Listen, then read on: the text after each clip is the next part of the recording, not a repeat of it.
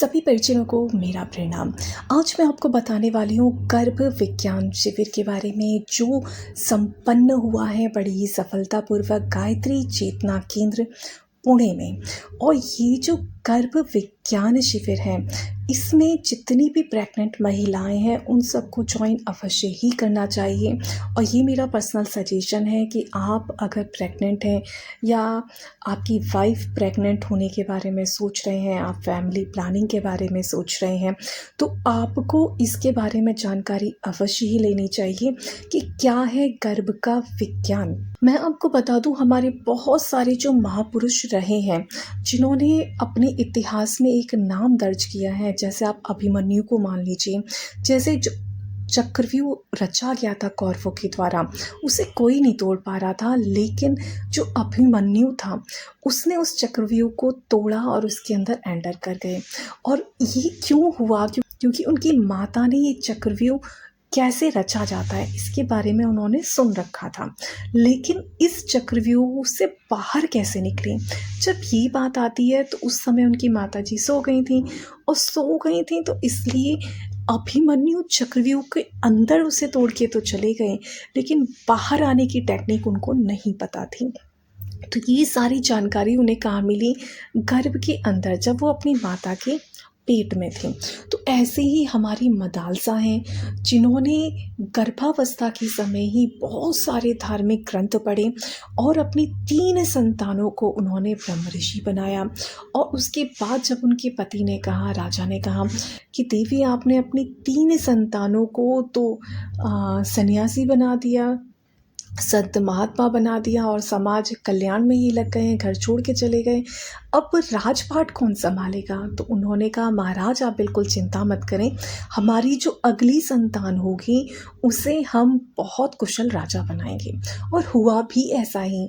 जब वो गर्भधारण के बारे में सोच रही थी उससे 3 महीने पहले से उन्होंने पूरी की पूरी व्यवस्था ऐसी बना दी जिससे कि होने वाली संतान पर उसका प्रभाव पड़े और वो एक राजा बने। उन्होंने जितने भी वीरता की और शौर्य की जो कहानियाँ थीं, जो ग्रंथ थे, वो सारे पढ़े और दीवारों पर भी उन्होंने सारे वीरता वाले चिन्ह बना लगा दिए। जैसे उन्होंने तलवार, भाला और ये सारी जो चीज़ें हैं जो वीरता प्रदर्शित करती हैं वो लगाए, महापुरुषों के और ऐसे ऐसे राजाओं के चित्र लगाए जो बहुत ही पराक्रमी थे। और उनकी होने वाली संतान अपने पिता से भी ज़्यादा पराक्रमी एक राजा बने। तो अगर आप चाहते हैं कि आपकी संतान आपके अनुसार बने, वो बुद्धिमान बने, ज्ञानवान बने, संस्कारवान बने, तो आपको चाहिए कि प्रेगनेंसी के टाइम में आप अपना गर्भ संस्कार कराएं। और गर्भावस्था में ही क्यों, अगर आप प्रेग्नेंट होना चाहते हैं, अगर आप फैमिली प्लानिंग करना चाहते हैं, अगर आप किसी बच्चे को जन्म देना चाहते हैं, तो उस बालक के जन्म से कम 3 महीने पहले से आपको तैयारी शुरू कर देनी है। और उसके बाद ही, क्योंकि जैसी हमारी मानसिक स्थिति होती है माता पिता की, उसी स्तर की जो आत्मा है वो गर्भ में प्रवेश करती है। तो अगर आप संस्कारी आत्मा चाहते हैं कि जो आपका कहना माने, संस्कार युक्त हो, जो बुद्धिमान हो, विवेकवान हो, जिसमें सोचने समझने की अच्छी एक विवेकवान बुद्धि हो, तो आपको चाहिए कि आप ऐसे ही धार्मिक ग्रंथ, सत्संग आदि पहले से सुने ताकि जो संतान है उस पर उसका असर पड़े। और ये क्यों पड़ता है? तो उसका रीज़न ये है कि जो आत्मा होती है वो अपना पहला शरीर तो छोड़ चुकी होती है और अब नई शरीर, क्योंकि अभी नया ही वो धारण करने जा रही है, तो उसका बहुत ज़्यादा लगाव शरीर से नहीं होता, उसका अवचेतन मन बहुत ज़्यादा जागृत रहता है। तो जो भी उसके आसपास बातचीत होती है या जो भी एक्टिविटीज़ उसके आसपास होती हैं, या माता जैसा आहार खाएगी, जैसा विचार करेगी, जैसा चिंतन करेगी, इस सब का जो असर है वो गर्भस्थ शिशु पर बहुत ज़्यादा पड़ता है। तो अगर आप चाहते हैं एक संस्कारवान बालक का निर्माण करना, तो इसकी तैयारी आप गर्भावस्था से 3 महीने पहले करें। और अगर आप प्रेग्नेंट हो चुके हैं तो उसमें भी आप गर्भ विज्ञान के बारे में जानकारी लें। आप गायत्री परिवार की बहुत सारी शाखाएँ हैं जहाँ पर ये संस्कार फ्री में कराया जाता है और इसको कहा जाता है पुंसवन संस्कार। और इस पुंसवन संस्कार फ्री ऑफ कॉस्ट गायत्री परिवार की सारी ही शाखाओं में है और आप उनमें से किसी से भी संपर्क करके करवा सकते हैं। और ये जो शिविर लगा है, ये लगा है गायत्री चेतना केंद्र पुणे में, जहाँ पर बहुत सारे जो माता पिता थे, यहाँ पर जो इनवाइट किया जाता है माता पिता दोनों को ही किया जाता है। उन्हें पूरा साइंस समझाया गया कि गर्भ विज्ञान का क्या साइंस है और उसके बारे में सारी जानकारी दी गई। माता को उसका आहार विहार, कैसी उनकी दिनचर्या होनी चाहिए, कैसा डेली रूटीन हो, कैसा उनका खाना पीना हो और कैसे योगा, ध्यान, प्राणायाम, योग निद्रा और काफ़ी सारी चीज़ों की जानकारी यहाँ पर दी गई।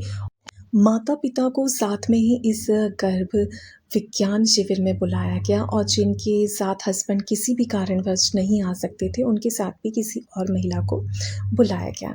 क्योंकि ये सिर्फ़ एक महिला की अपनी रिस्पॉन्सिबिलिटी नहीं होती, बल्कि जो पूरा परिवार है, उसका ये दायित्व बन जाता है कि वो गर्भावस्था के समय जो माता है, उसका पूरा ध्यान रखें और उन्हें मेंटली और इमोशनली एक भावनात्मक सपोर्ट दें, ताकि वो हमेशा प्रसन्न रहें और एक अच्छी संतति को उत्पन्न कर पाएँ। तो ये बहुत अच्छा रहा गर्भ विज्ञान शिविर और बहुत सालों से गायत्री चेतना केंद्र पुणे में ये गर्भ विज्ञान शिविर चल रहे हैं, जहाँ पूरी प्रेजेंटेशन भी दिखाई गई कि साइंटिफिक क्या रीज़न्स हैं इसके पीछे और स्लाइड शो के माध्यम से भी पूरी चीज़ें समझाई गई।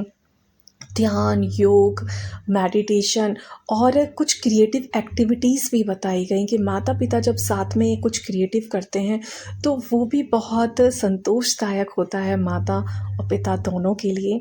तो बहुत सारी एक्टिविटीज़ भी यहाँ पे करवाई गई और सारे ही माता-पिता जितने भी यहाँ पर इस शिविर को जॉइन किया, वो सारे ही बहुत प्रसन्न दिखे इस पूरे शिविर को अटेंड करने के बाद। सबने अपनी-अपनी अनुभूतियाँ भी बताई कि वो कितने प्रसन्न हैं और बहुत नॉलेज उन्हें मिली है कि ये कोई मामूली बात नहीं है। गर्भावस्था एक बहुत महत्वपूर्ण समय है और इसका महत्व हमें समझ आ गया है और हम इसका पूरा सदुपयोग करेंगे। तो आज के लिए इतना ही। आशा करती हूँ आप इसके बारे में ज़्यादा से ज़्यादा लोगों को बताएंगे कि गर्भावस्था एक महत्वपूर्ण समय है और इसका सभी महिला और पुरुषों को सदुपयोग करना चाहिए। सभी को प्रणाम। जय गुरुदेव, जय श्री राम।